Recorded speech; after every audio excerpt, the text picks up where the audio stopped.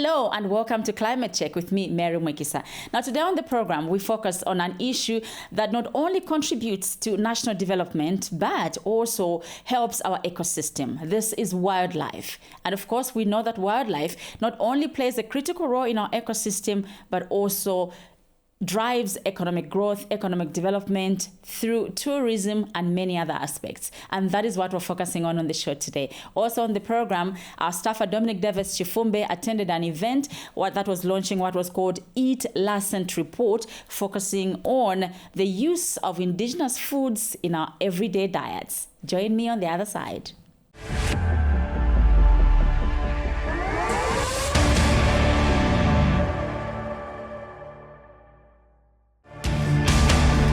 Now imagine if trees could provide Wi-Fi. Just how many trees you would plant? Well, they provide oxygen. We definitely cannot do without it. Destruction of nature, such as forests, has led to irreversible climatic changes to our world. Join me as I talk to policy formulators, change makers, and climate change interest groups on Climate Check, weekly on this channel. Now you are the solution to climate change.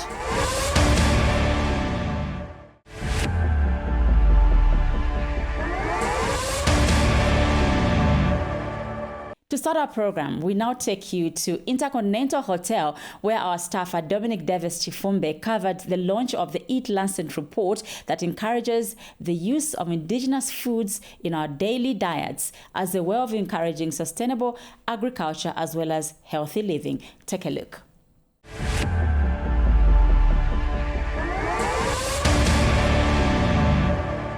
Local food systems in Zambia are shifting towards crop diversification to improve nutrition and reduce high stunting rates.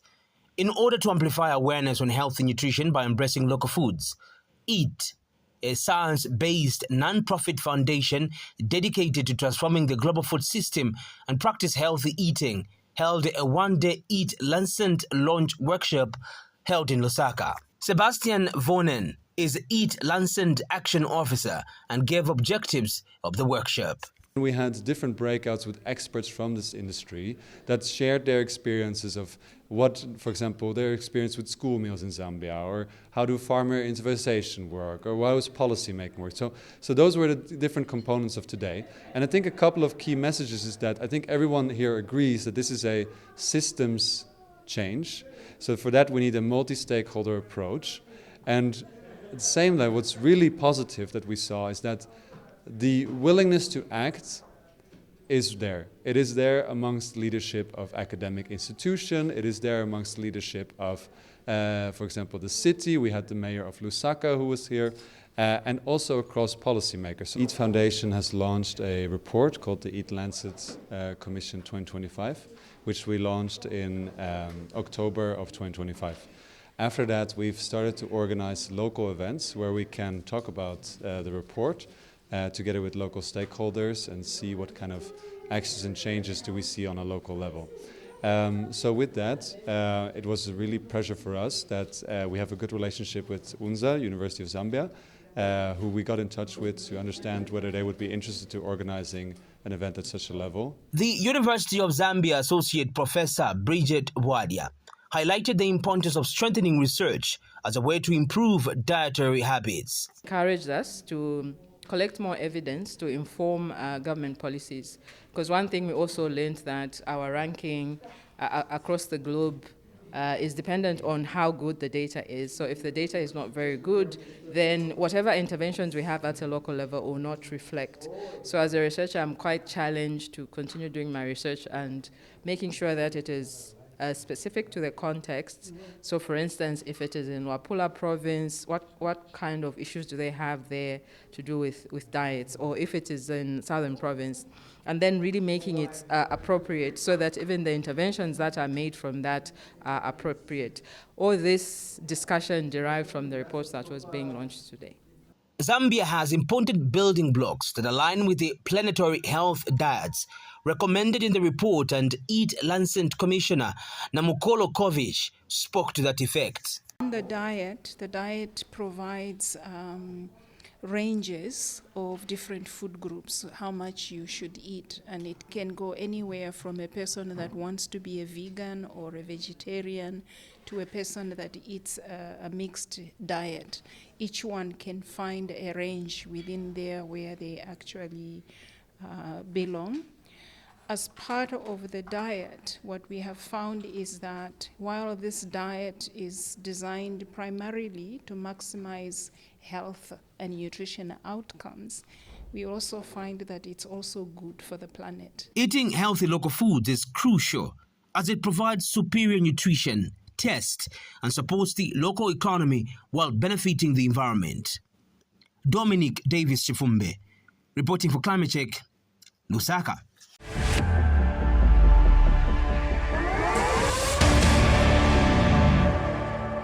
Thank you, Dominic, for that report. We now bring it back to studio where we focus on human-wildlife conflict in our next chat with Mr. Teddy Mukula, Wildlife Program Lead at WWF Zambia. Join me as I speak with him.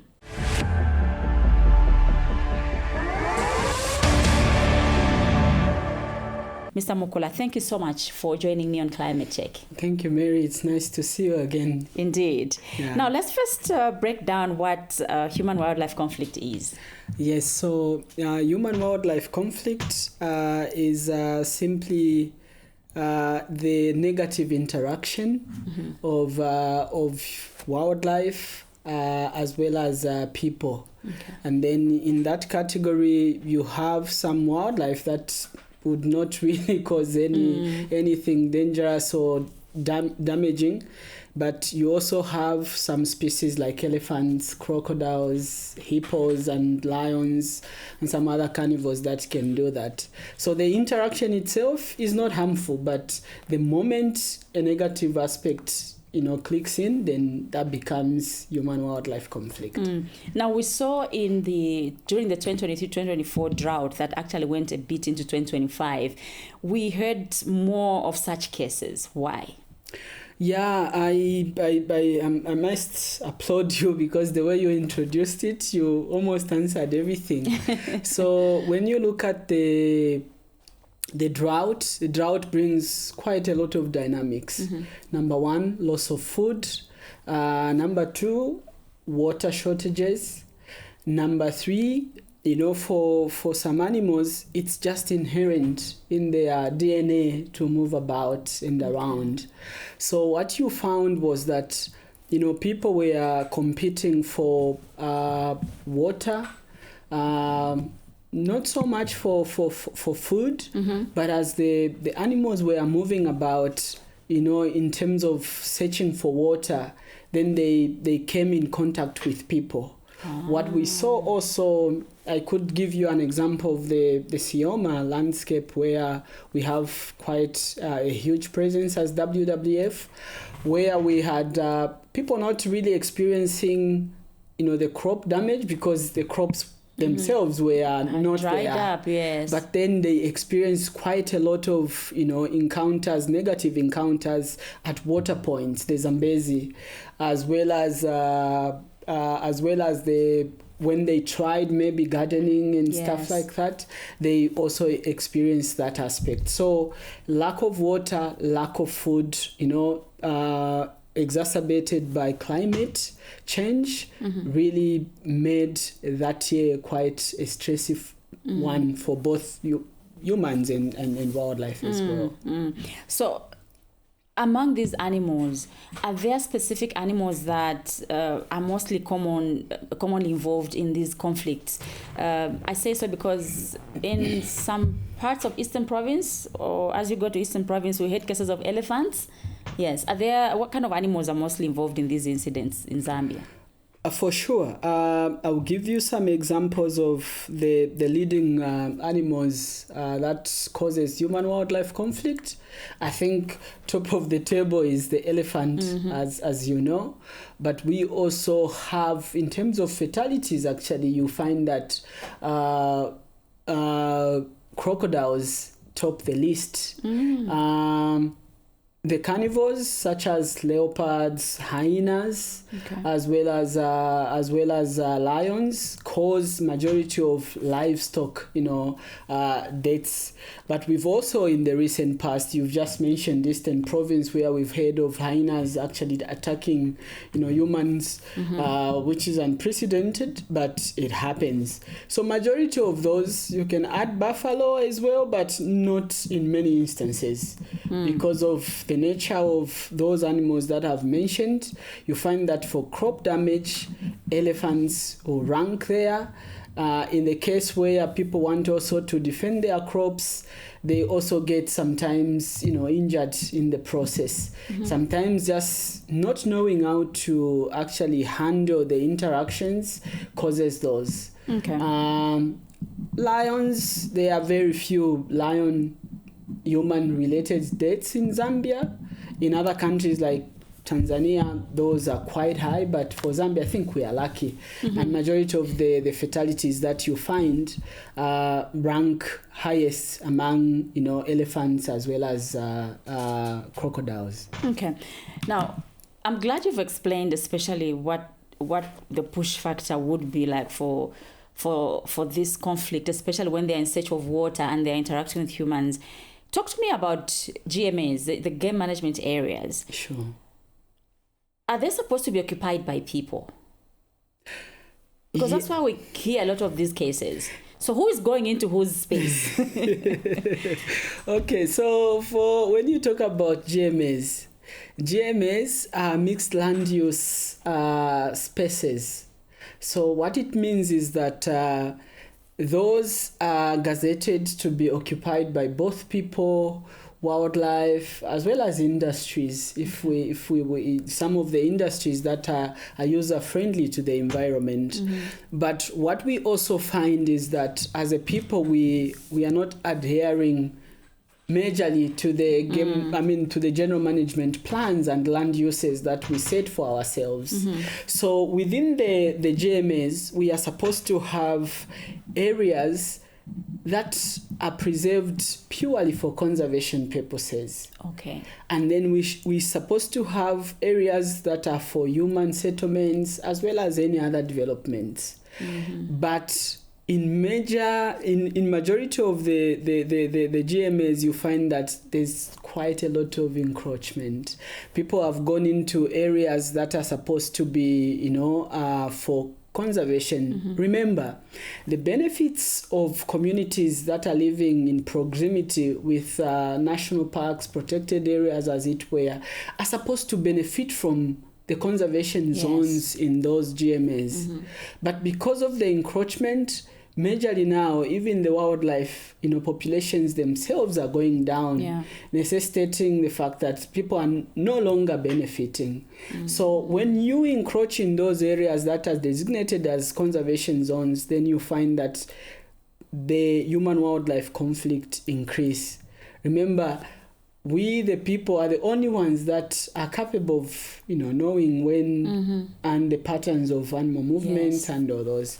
And so we are the ones that are supposed to make, adjustments in terms of how we position ourselves. So to answer your question, yes, the GMAs are supposed to be habited, but also we have abused them as a people because we are encroaching in what we call conservation zones when we are making, general management plans. Let's appreciate the benefits of wildlife to our economy. Yeah.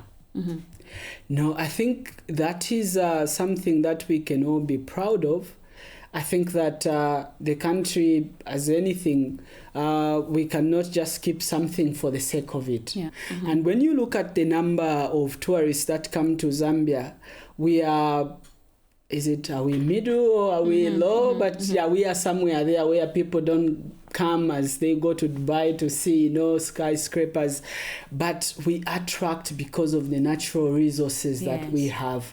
And I think that the natural resources are playing a very critical role of bringing income to the country. If you talk about South Luangwa, Mosotunya, Lower Zambezi, Kafue, those are high parks that we have that bring a lot of revenue for the country. Okay. So in terms of, increment and also adding to the economy of the country, conservation is one that we should focus on if we are looking at diversifying the economy. Okay. What role can communities play in protecting our wildlife?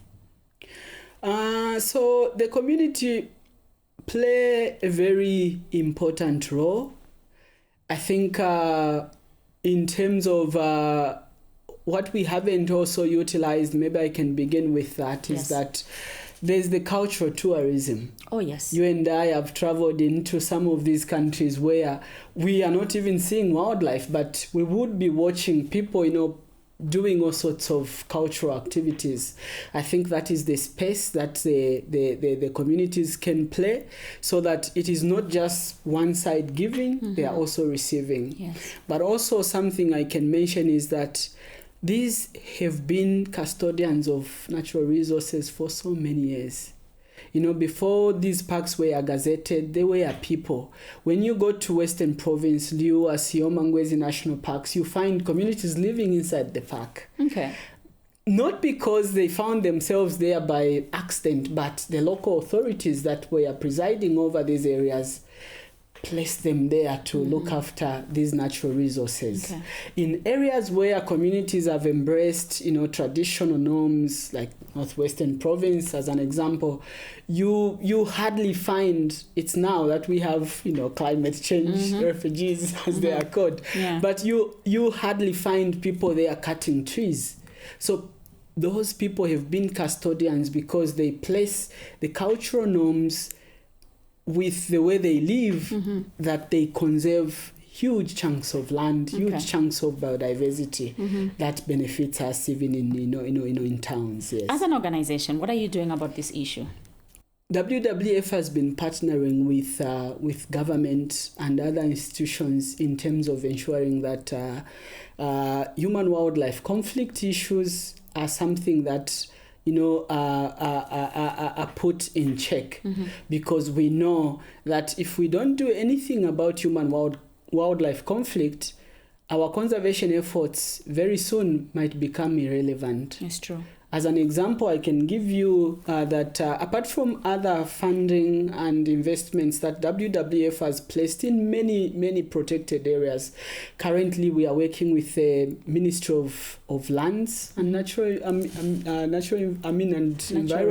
Resources, yes, as well as the Ministry of Green Economy. We just secured the first ever in the country, I think, Global Biodiversity Framework Fund, which is looking at the Siomangwezi.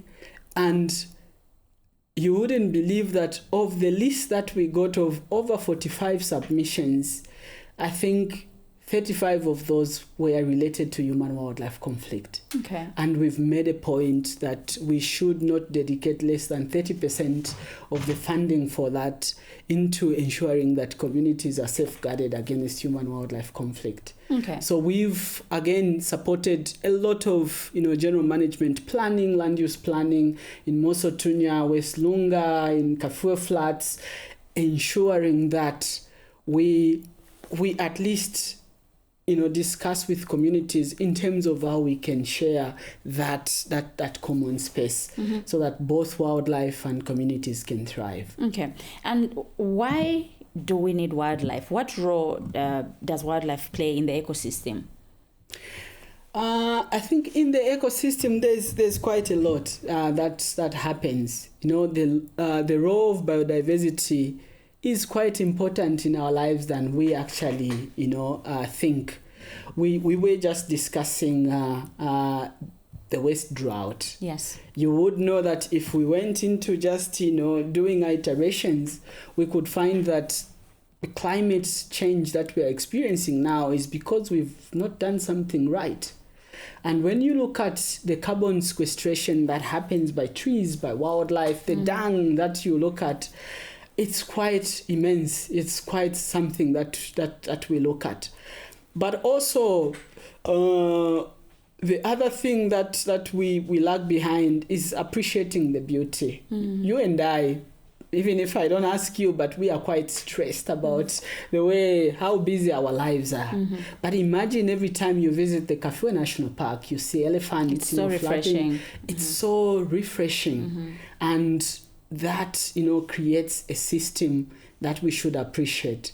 When you look at the ecosystem that you talk about, there are trees, there are wild fruits that actually cannot germinate if they don't pass the stomach of an elephant or a buffalo. Yes. And then for some of our people, the places where we came from, that is the source of livelihood. At some point, people will survive on impundo or whatever, masuku and all those kind of things. So the animals play a critical role in our lives, and we may not understand it, but the way God balances this system ensures that the animals are also part of the equation.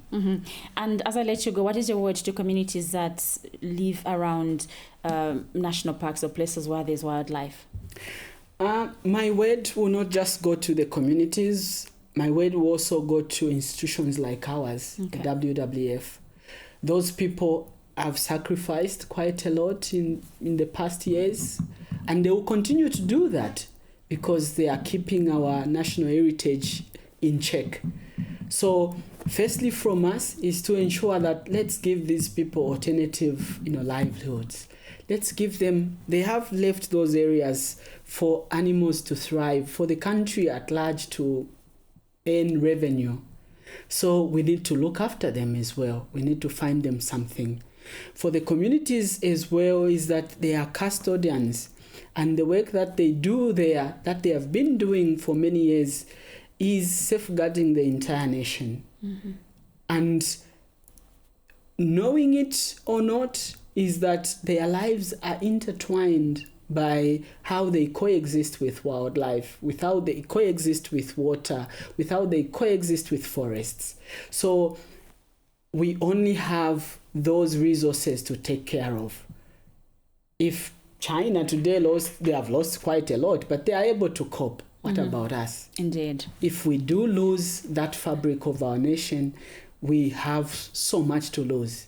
And, past experience, you talked about the drought and some floods in some instances have taught us that we are not yet there to cope with that. And the best that our communities can do is to coexist. Let them listen, let them share the knowledge.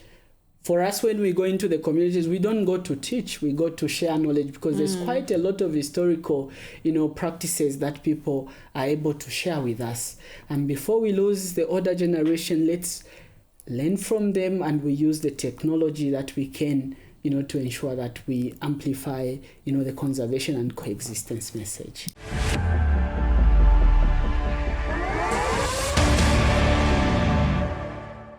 We have come to the end of the program for this week. I'll be back next week, same time, same channel. Remember to protect nature, and nature will take care of you. My name is Mary Mwiikisa. Goodbye.